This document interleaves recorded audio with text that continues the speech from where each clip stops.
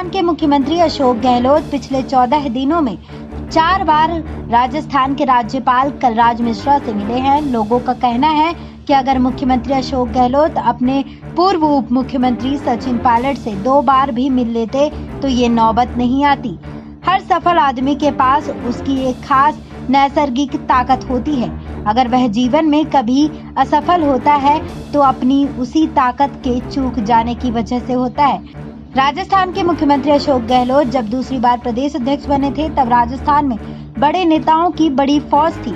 हरदेव जोशी, शिवचरण माथुर, रामनिवास मिर्धा, बलराम जाखड़, राजेश पायलट, नवल किशोर शर्मा, नटवर सिंह, हीरालाल देवपुरा जैसे नेताओं की कांग्रेस में तूती बोलती थी।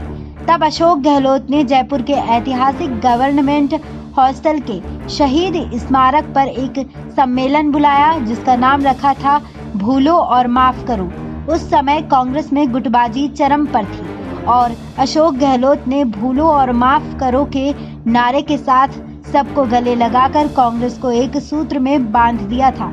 ये नारा उस दौर में बेहद हिट हुआ था। सच यही है कि अशोक गहलोत की सबसे बड़ी पूंजी उनकी शालीनता और लोगों को माफ कर गले लगाना रहा है। अशोक गहलोत में एक पर्सनल टच है, इसे मिडास टच भी कह सकते हैं। अशोक गहलोत के बारे में कहते हैं कि वह ऐसी शख्सियत हैं कि नाराज से नाराज व्यक्ति भी अगर उनसे मिल ले तो वह उनका मुरीद होकर लौटता है। होम्योपैथी की मीठी गोली हमेशा साथ रखते हैं। जिसे भी कोई शिकायत हो 4 मीठी गोली दे देते हैं और फिर वह ठीक हो जाए तो अशोक गहलोत की जय जयकार करता रहता है और ना ठीक हो तो ये समझकर वह मीठी गोली जीवन भर खाता रहता है कि होम्योपैथी की दवा है, धीरे धीरे असर करेगी। सवाल उठता है कि एक साधारण सा कार्यकर्ता जो सबको साध लेने की अपनी कला की वजह से इतनी ऊंचाई पर पहुंचा कि कांग्रेसी आला कमान तक को साध लिया हो, वह कैसे चूक गया। मुख्यमंत्री अशोक गहलोत की एक और खासियत है, आप चाहे उन्हें जाकर कुछ भी सुना लीजिए, वह बातों में नहीं आते। किसी की शिकायत सुनने के बाद वह पूछते हैं कि तुम्हें कैसे पता, और फिर उसी समय एक नहीं बल्कि कई लोगों से क्रॉस चेक करते हैं। इसी वजह से बहुत कम लोग होंगे जो अशोक गहलोत से नाराज रहते हैं। अशोक गहलोत के बारे में ये भी कहा जा सकता है कि झुक जाना ही उठ जाने की कला है। जैसी कहावतें शायद गहलोत जैसे व्यक्तियों के लिए ही बनाई गई हो।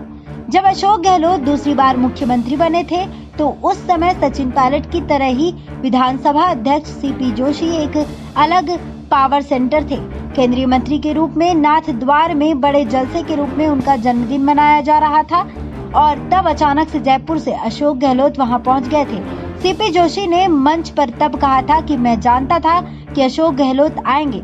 उन दिनों सीपी जोशी कहा करते थे कि अब मैं अशोक गहलोत का फॉलोवर नहीं कोरोबरेटर हूँ, मगर अपने शिष्य सीपी जोशी के इन बयानों की परवाह नहीं करते हुए और झुक जाना ही उठ जाने जैसी कहावतों को चरितार्थ करते हुए मुख्यमंत्री के रूप में अशोक गहलोत सीपी जोशी के जलसे में पहुंचे थे। अशोक गहलोत जब पहली बार मुख्यमंत्री बने थे तब कद्दावर जाट नेता परसराम मदेरणा विधानसभा अध्यक्ष थे। सोनिया गांधी जब भी जयपुर आती थी तो एयरपोर्ट से निकलते ही अशोक गहलोत सोनिया गांधी को लेकर परसराम मदेरणा के घर जाते थे, ये जानते हुए कि परसराम मदेरणा को मुख्यमंत्री पद की लड़ाई में धकियाते हुए वह मुख्यमंत्री बने थे। यह सच है कि अशोक गहलोत नेताओं के नेता हैं, विधायकों के नेता हैं, आलाकमान के नेता हैं। ये भी सच है कि अशोक गहलोत की तरह राजनीतिक चातुर्य कांग्रेस के किसी भी नेता में नहीं है, मगर इस सच को भी नहीं झुठलाया जा सकता है कि वसुंधरा राजे और सचिन पायलट जैसा करिश्मा गहलोत के पास नहीं है। सीपी जोशी जब ये कहते हैं कि गहलोत पायलट की इस लड़ाई में जीते जो भी नुकसान तो कांग्रेस को बड़ा हुआ है। हमने इस लड़ाई में कांग्रेस की एक पीढ़ी को खोया है तो इस दर्द को समझा जा सकता है।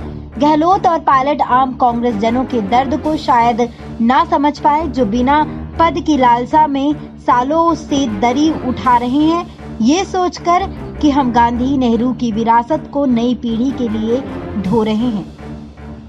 ये जानकारी सूत्रों एवं सूत्र स्रोत से प्राप्त हुई है। इस जानकारी पर आपकी क्या राय है, कमेंट बॉक्स में कमेंट कर जरूर बताएं। SPN9 न्यूज रूम से रिपोर्ट।